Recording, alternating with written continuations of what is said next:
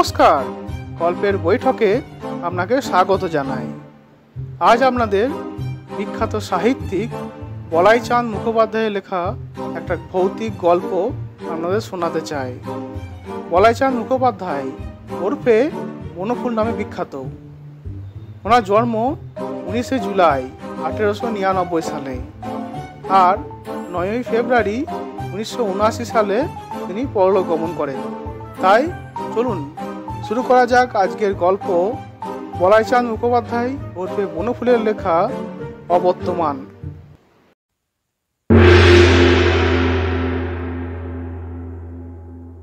সমস্তটা দিন বন্দুক কাঁধে করে একটা চখার পেছনে ঘুরে ঘুরে ক্লান্ত হয়ে পড়েছিলাম।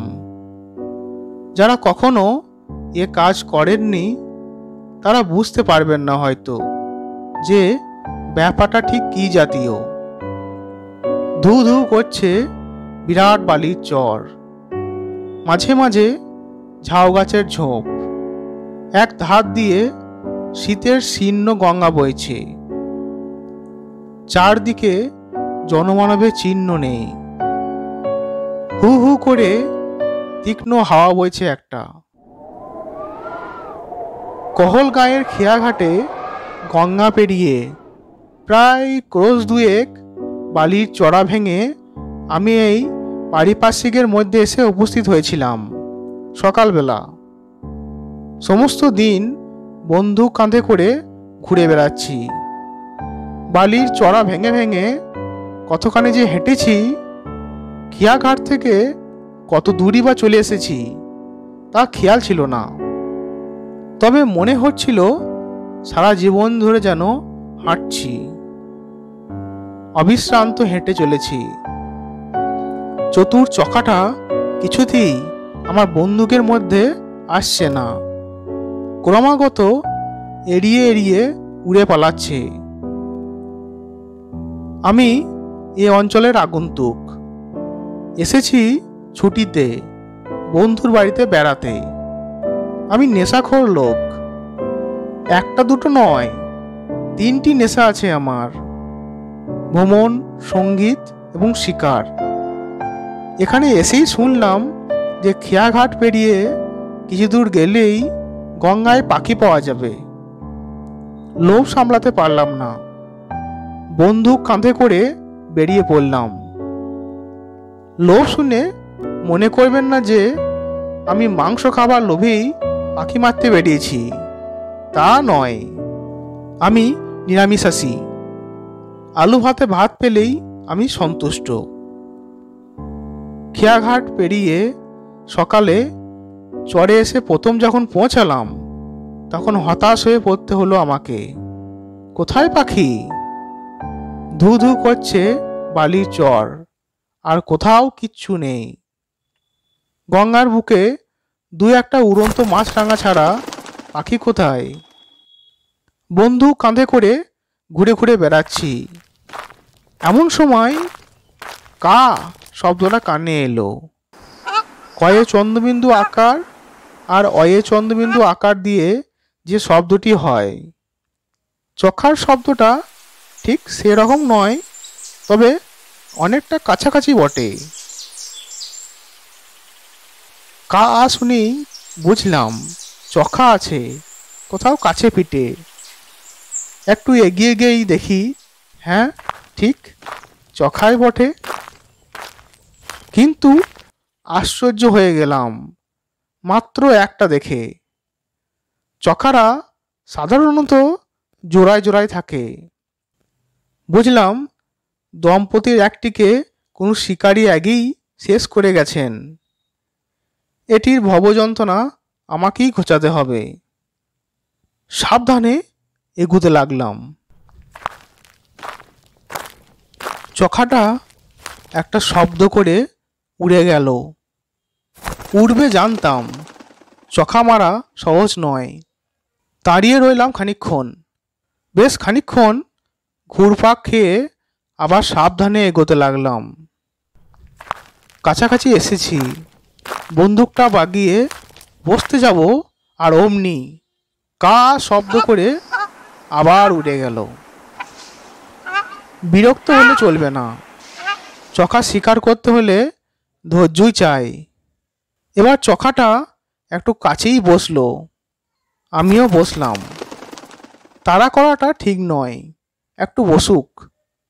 একটু পরেই উঠলাম আবার আবার ধীরে ধীরে এগোতে লাগলাম, কিন্তু উল্টো দিকে।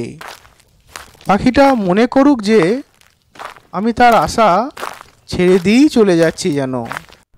কিছু দূর গিয়ে ওধার দিয়ে ঘুরে তারপর বিপরীত দিক দিয়ে কাছে আসা যাবে। বেশ কিছু দূর ঘুরতে হলো, প্রায় মাইলখানেক। গুড়ি মেরে মেরে খুব কাছেই এসে পড়লাম, কিন্তু তাক করে ঘোড়াটি যেই টিপতে যাব আর অমনি কা শব্দ করে ফের উঠল। উঠতেই লাগলো অনেকক্ষণ ধরে, কিছুতেই আর বসে না। অনেকক্ষণ পরে বসলো যদি, কিন্তু এমন এক বেখাপ্পা জায়গায় যে সেখানে যাওয়াই মুশকিল। যাওয়া যায়, কিন্তু গেলেই দেখতে পাবে। আমার কেমন রোগ চড়ে গেল, মারতেই হবে পাখিটাকে। সোজা এগিয়ে চললাম। আমি ভেবেছিলাম একটু এগুতেই উড়বে, কিন্তু উড়ল না। যতক্ষণ না কাছাকাছি হলাম ঠায় বসে রইল। মনে হলো অসম্ভব বুঝি সম্ভব হয়, কিন্তু যেই বন্দুকটা তুলেছি আর অমনি শব্দ করে উড়ে গেল। এবারও এমন জায়গায় বসলো যার কাছে পিঠে কোনো আড়াল আবডাল নেই, চারদিকই ফাঁকা। কিছুতেই বন্দুকের নাগালের মধ্যে পাওয়া যাবে না। বাধ্য হয়ে সোজা এগিয়ে গিয়ে উড়িয়ে দিতে হলো। এবার গিয়ে বেশ ভালো জায়গায় বসলো। একটা ঝাউবনের আড়ালে আড়ালে গিয়ে খুব কাছাকাছিও আসতে পারলাম, এত কাছাকাছি যে তার পালকগুলো পর্যন্ত দেখা যেতে লাগলো। বন্দুক তুলে ফায়ার করলাম। শুধুমাত্র কা কা শব্দ উঠল, লাগলো না। ঝোপে ঝোপে যা দু একটা ছোট পাখি ছিল তারাও উড়ল। মাছরাঙাগুলোও চেঁচাতে শুরু করে দিল। সমস্ত ব্যাপারটা স্থির হতে আধ ঘন্টারও ওপর লাগলো। নদীর ঠিক পাকের মুখটাতেই বসলো আবার চখাটা গেয়ে। আমি বসেছিলুম একটা বালির ঢিপির উপর। মুশকিল হলো উঠে দাঁড়ালেই দেখতে পাবে। উঠলাম না, শুয়ে পড়ে গিরগিটির মতো বুকে হেঁটে হেঁটে এগোতে লাগলাম। কিন্তু কিছু দূর গেছি আর অমনি আমার মাথাটাই দেখা গেল না, বালির স্তর দিয়ে কোনো রকম স্পন্দনই গিয়ে পৌঁছালো তার কাছে, তা বলতে পারবো না। উঠে দাঁড়ালাম, রোগ আরও চলল। হঠাৎ নজরে পড়ল সূর্য অস্ত যাচ্ছে, নদীর জল রক্ত রাঙা। পাখিটাও পাড়ের চড়ে গিয়ে বসেছে। সমস্ত দিন আমিও ওকে বিশ্রাম দিইনি, ও আমাকে দেয়নি। এখন দুজনে দুপারে চুপ করে রইলাম। সূর্য ডুবে গেল। অস্তমান সূর্যের কিরণে গঙ্গার জলটা যেন জ্বলন্ত লাল দেখাচ্ছিল। সূর্য ডুবে যাওয়াতে ততটা আর রইল না। আসন্ন সন্ধ্যার অন্ধকারে স্নিগ্ধ হয়ে উঠল চতুর্দিক। সমস্ত অন্তরেও কেমন যেন একটা বিষণ্ণ বৈরাগ্য জেগে উঠতে লাগলো ধীরে ধীরে। পূরবী রাগিনী যেন মত্ত হয়ে উঠল আকাশে বাতাসে নদী তরঙ্গে। হঠাৎ মনে পড়ল বাড়ি ফিরতে হবে। কত রাত হয়েছে জানি না। ঘুরে ঘুরে বেড়াচ্ছি গঙ্গার চড়ে চড়ে। রাস্তা হারিয়ে ফেলেছি। মধ্য গগনে পূর্ণিমার চাঁদ, চতুর্দিক জ্যোৎস্নায় ভেসে যাচ্ছে। অনেকক্ষণ ঘুরে ঘুরে শেষে বসলাম একটা উঁচু জায়গা দেখে। অনেকক্ষণ চুপ করে বসেই রইলাম। এমন একা জীবনে আর কখনো পড়িনি। প্রথম প্রথম একটু ভয় করছিল যদিও, কিন্তু খানিকক্ষণ পরে ভয়ের বদলে মোহ এসে আমার সমস্ত প্রাণ মন সত্তা অধিকার করে বসল। আমি মুগ্ধ হয়ে বসে রইলাম। মুগ্ধ হয়ে প্রকৃতির অনাবিল সৌন্দর্য দেখতে লাগলাম। মনে হলো কত জায়গায় কতভাবে ঘুরেছি, প্রকৃতির এমন রূপ তো আর কখনো চোখে পড়েনি। রূপ নিশ্চয়ই ছিল, আমারই চোখে পড়েনি। নিজেকে কেমন যেন বঞ্চিত মনে হতে লাগলো। তারপর সহসা মনে হলো আজীবন সব দিক দিয়েই আমি বঞ্চিত। জীবনের কোনো সারটায় কি পুরোপুরিভাবে পূর্ণ হয়েছে?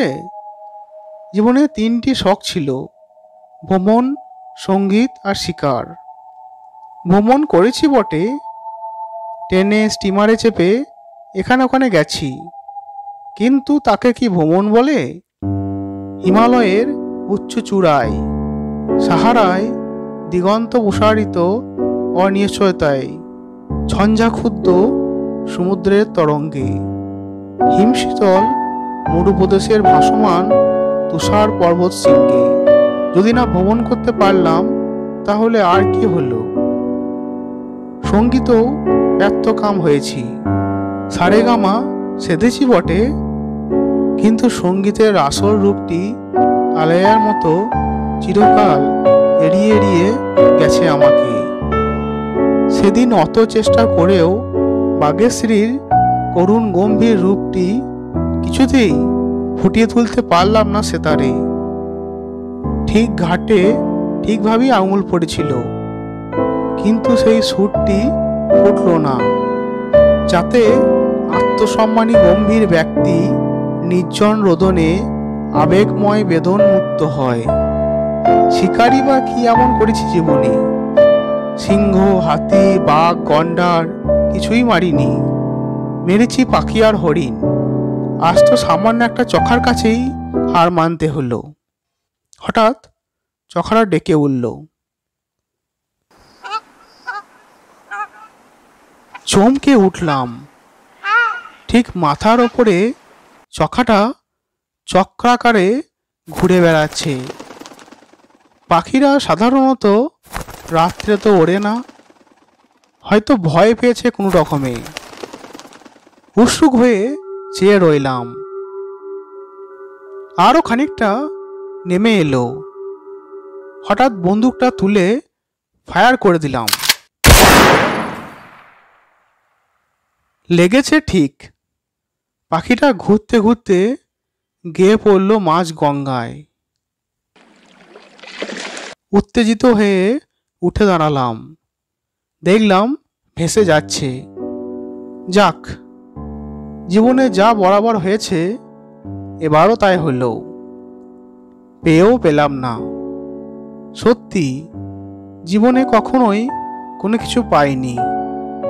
নাগালের মধ্যে এসেও সব ফসকে গেছে। চুপ করে বসে রইলাম।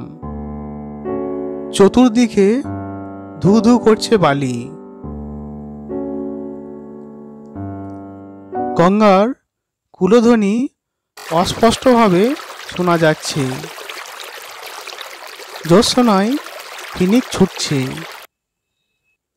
শিকার, চখা, বন্দুক, সমস্ত দিনের শ্রান্তি, কোনো কিছুরই কথা মনে হচ্ছিল না তখন।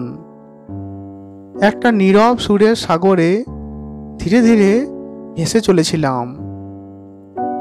হঠাৎ চমকে উঠলাম। দীর্ঘকায় ঋজুদেহ এক ব্যক্তি নদী থেকে উঠে ঠিক আমার সামনে দাঁড়িয়ে সংস্কৃত মন্ত্র উচ্চারণ করতে করতে গামছা দিয়ে গা হাত মুছতে লাগলো। অবাক হয়ে গেলাম।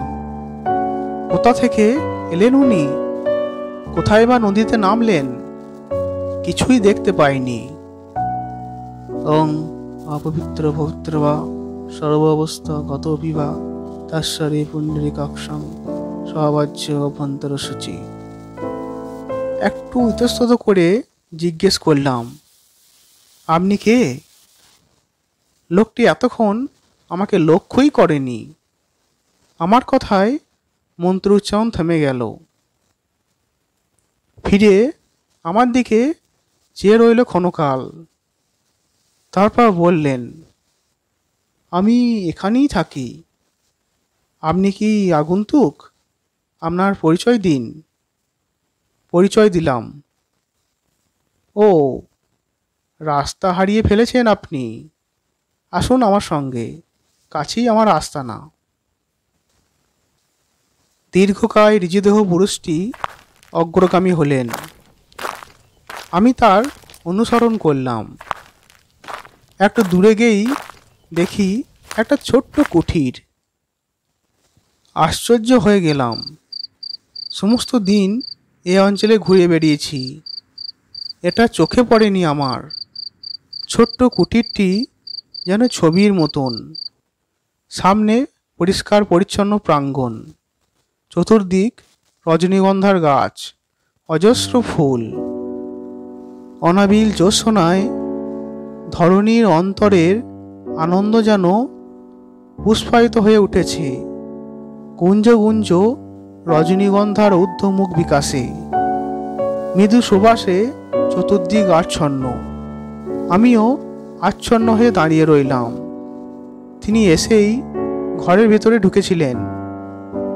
একটু পরেই বেরিয়ে এলেন এবং শতরঞ্জি গোছের কি একটা পাততে লাগলেন। বসুন। বসে দেখলাম শতরঞ্জি নয়, গালিচা। খুব দামি নরম গালিচা। তিনিও এক প্রান্তে এসে বসলেন। বলা বাহুল্য, আমার কৌতূহল ক্রমশ বাড়ছিল। তবে কিছুক্ষণ চুপ করে রইলাম। তিনিও চুপ করে রইলেন। শেষে আমাকেই কথা কইতে হলো। সমস্ত দিন এ অঞ্চলে ঘুরেছি, কিন্তু আপনার দেখা তো পাইনি। কেন, ভেবে আশ্চর্য লাগছে? সব সময় সব জিনিস কি দেখা যায়? মুখের দিকে চেয়ে ভয় হলো। চোখ দুটো জ্বলছে, মানুষের নয়, যেন বাঘের চোখ। একটা গল্প শুনুন তাহলে। রাজা রামপ্রতাপ রায়ের নাম শুনেছেন? না, শোনবার কথাও নয়। দুজন রামপ্রতাপ ছিলেন, দুজনই জমিদার। একজন সুদখোর আর একজন সুরখোর। সুরখোর? হ্যাঁ, ওরকম সুর পাগল লোক এ অঞ্চলে আর ছিল না। যত বিখ্যাত ওস্তাদদের আড্ডা ছিল তার বাড়িতে। আমার অবশ্য এসব শোনা কথা। আমার পাঞ্জাবে জন্ম। পাঞ্জাবি ওস্তাদদের কাছেই গান বাজনা শিখেছিলুম। বাংলাদেশে এসে শুনলুম রামপ্রতাপ নামে একজন গুণী জমিদার আছেন, যিনি সুরের প্রকৃত সমজদার। প্রকৃত গুণীকে কখনো ব্যর্থ মনোরথ হতে হয়নি তার কাছে। গাড়িতে একজনের মুখে কথায় কথায় শুনলাম। তখনই যদি তাকে ঠিকানাও জিজ্ঞেস করি, তাহলে ব্যাপারটা পরিষ্কার হয়ে যায়। কিন্তু তা না করে আমি সপ্তাহখানেক পরে আর একজনকে জিজ্ঞেস করলুম, রাজা রামপ্রতাপ রায় কোথায় থাকেন? তিনি বলে দিলেন, সুদখোর রামপ্রতাপের ঠিকানা। ডানকুনি স্টেশনে নেমে 10 ক্রোশ হাঁটলে তবে নাকি নাগাল পাওয়া যাবে। একদিন বেরিয়ে পড়লাম তার উদ্দেশ্যে। ডানকুনি স্টেশনে যখন নামলাম তখন বেশ রাত হয়েছে। সেদিনও পূর্ণিমা। স্টেশনে আর একজনকে জিজ্ঞেস করলাম। সুদখোর রামপ্রতাপ ও অঞ্চলে প্রসিদ্ধ লোক, সবাই চেনে। যাকে জিজ্ঞেস করলুম সে একটা রাস্তা দেখিয়ে দিয়ে বললে, সোজা চলে যাবে। চলতে লাগলাম। কতক্ষণ চলেছিলাম তা ঠিক বলতে পারি না। খানিকক্ষণ পরে দেখলাম একটা বিরাট প্রান্তরের মাঝখান দিয়ে হাঁটছি। চারদিকে কেবল মাঠ আর মাঠ, কোথাও কিছু নেই। মনে হলো যেন শেষও নেই।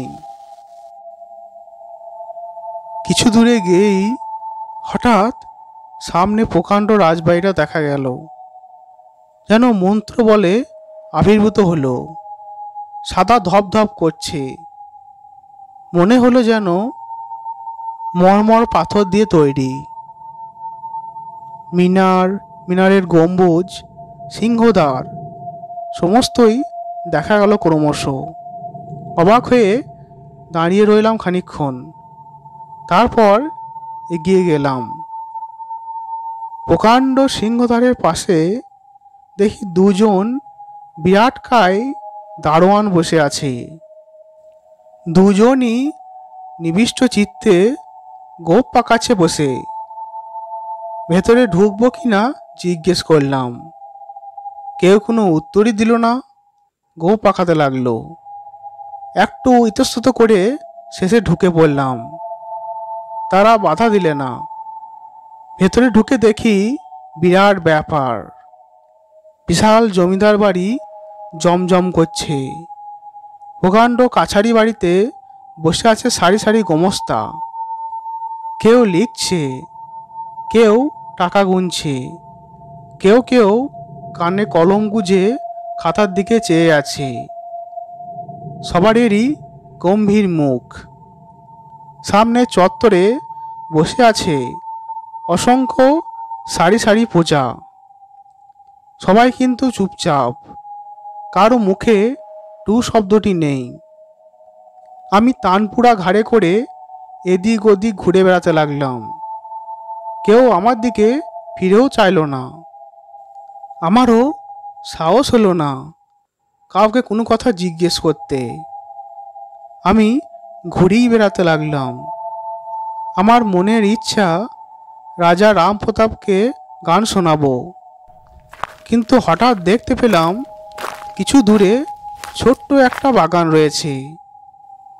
বাগানের মধ্যে ধবধবে সাদা মার্বেল পাথরের উঁচু চত্বর। আর সেই চত্বরটার ওপরে কে একজন ধবধবে সাদা তাকিয়ায় ঠেস দিয়ে প্রকাণ্ড একটা গড়গড়ায় তামাক খাচ্ছেন। গড়গড়ায় কুণ্ডুলি পাকানো নলের জড়িগুলো জ্যোৎস্নায় চকচক করছে। বাগানে ছোট্ট একটা গেট। গেটের দুধারে উদ্দি চাপরাস পরা দুজন দারোয়ান দাঁড়িয়ে আছে, ঠিক যেন পাথরের প্রতিমূর্তি। কেমন করে জানি না, আমার দৃঢ় ধারণা হলো ইনি রাজা রামপ্রতাপ। এগিয়ে গেলাম। দারোয়ান দুজন নিস্পন্দ হয়ে দাঁড়িয়ে রইল, বাধা দিলে না। রাজা রামপ্রতাপের কাছাকাছি এসে ঝুঁকে প্রণাম করলাম একবার। তিনি গম্ভীরভাবে মাথাটা নাড়ালেন একবার শুধু। আস্তে আস্তে বললাম, হুজুরকে গান শোনাবো বলে এসেছি, যদি হুকুম করেন। তিনি সোজা হয়ে উঠে বসলেন। হাতের ইঙ্গিতে আমাকেও বসতে বললেন। তারপর কখন যে আমি দরবারি কানাডার আলাপ শুরু করেছি আর কতক্ষণ ধরে যে সে আলাপ চলেছে তা আমার কিছু মনে নেই। যখন হুঁশ হলো তখন দেখি এক ছড়া মুক্তোর মালা তিনি আমার গলায় পরিয়ে দিচ্ছেন। মালাটা দেখবেন? কুটিরের ভেতরে ঢুকে গেলেন তিনি। পর মুহূর্তেই তিনি বেরিয়ে এলেন এক ছড়া মুক্তোর মালা নিয়ে। অমন সুন্দর আর অত বড় বড় মুখ তো আমি আর দেখিনি কখনো। তারপর আমাকে মালা পরিয়ে দিয়ে তিনি আস্তে আস্তে উঠে গেলেন। আমি চুপ করে বসেই রইলাম। তারপর কখন ঘুমিয়ে পড়েছি কিচ্ছু মনে নেই। সকালে যখন ঘুম ভাঙলো তখন দেখি রাজবাড়ি, কাছারি, চৌতারা, লোকজন কোথাও কিছু নেই। ফাঁকা মাঠের মাঝখানে আমি একা শুয়ে ঘুমাচ্ছি। একা? কিরকম? সবিষয়ে প্রশ্ন করলাম। হ্যাঁ, ফাঁকা মাঠের মাঝখানে একা, কেউ নেই। পরে খোঁজ নিয়ে জানলাম গুণী রাজা রামপ্রতাপ অনেকদিন হলো মারা গেছেন। বেঁচে আছে সেই সুদখোর বেটা। তার বাড়ির পথ সবাই আমাকে বলে দিয়েছিল, কিন্তু আমার মনের একান্ত ইচ্ছা ছিল গুণী রামপ্রতাপকে গান শোনাবার। তাই তিনি মাঠের মাঝখানে আমাকে দেখা দিয়ে আমার গান শুনে বকশিস দিয়ে গেলেন। কিছুক্ষণ দুজনেই চুপ করে রইলাম। কতক্ষণ তা মনে নেই। হঠাৎ তিনি জিজ্ঞেস করলেন, গান শুনবেন? যদি আমার অসুবিধে না হয়। অসুবিধে আবার কি? সুরের সাধনা করবার জন্যই তো আমি নির্জন বাস করছি। আবার উঠে গেলেন। কুটিরের ভেতর থেকে বিরাট একটা তানপুরা বের করে বললেন, বাগেশ্বরী আলাপ করি শুনুন। শুরু হয়ে গেল বাগেশ্বরী। ওরকম বাগেশ্বরী আলাপ আমি কখনো শুনিনি, যা নিজে আমি কখনো আয়ত্ত করতে পারিনি, কিন্তু আয়ত্ত করতে চেয়েছিলাম। তাই যেন শুনলাম আজ। কতক্ষণ শুয়েছিলাম মনে নেই, কখন ঘুমিয়ে পড়েছিলাম তাও জানি না। ঘুম ভাঙল যখন, তখন দেখি আমি সেই ধু ধু বালি চড়ায় একা শুয়ে আছি, কোথাও কেউ নেই। উঠে বসলাম। উঠতেই নজরে পড়ল চকাটা চড়ে বেড়াচ্ছে, মরেনি। আমরা তিন বন্ধু সবিষয়ে ভদ্রলোকের গল্পটা রুদ্ধশ্বাসে শুনছিলাম। শিকার উপলক্ষে আমরা এ অঞ্চলে এসে সন্ধ্যাবেলায় এই ডাক বাংলায় আশ্রয় নিয়েছি। পাশের ঘরেই ভদ্রলোক ছিলেন। আলাপ হলে আমরা শিকারি শুনে তিনি নিজের জীবনের এই অদ্ভুত অভিজ্ঞতার গল্পটি আমাদের বললেন। অদ্ভুত অভিজ্ঞতাই বটে। জিজ্ঞেস করলাম, তারপর? তারপর আর কিছু নেই। রাত হয়েছে, এবার শুতে যান। আপনাদের তো আবার খুব ভোরেই উঠতে হবে। আমারও খুব ঘুম পাচ্ছে। এই বলে তিনি আস্তে আস্তে উঠে নিজের ঘরে চলে গেলেন। আমরা কিছুক্ষণ চুপ করে বসে রইলাম। তারপর হঠাৎ আমার কৌতূহল হলো, কোন অঞ্চলের গঙ্গার চরে এই কাণ্ড ঘটেছিল জানতে পারলে আমরাও একবার না হয় সে জায়গাটা দেখে আসতাম। জিজ্ঞেস করবার জন্য পাশের ঘরে ঢুকে দেখি ঘরে কেউ নেই। চারদিক দেখলাম, কোথাও কেউ নেই।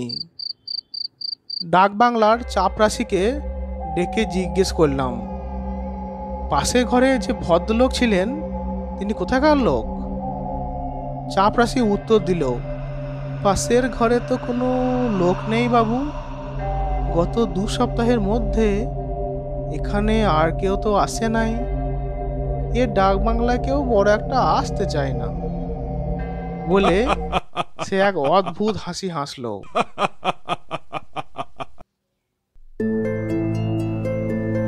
আজকের গল্প এখানেই শেষ হলো। আবার একটা নতুন গল্প নিয়ে আসবো খুব তাড়াতাড়ি। আজকের গল্পটা কেমন লাগলো সবাই কমেন্ট করে জানান। আর ভালো লাগলে একটা একটা লাইক অবশ্যই দেবেন। আর আমার চ্যানেলে আরও ভালো ভালো গল্প শুনতে সাবস্ক্রাইব করতে ভুলবেন না যেন।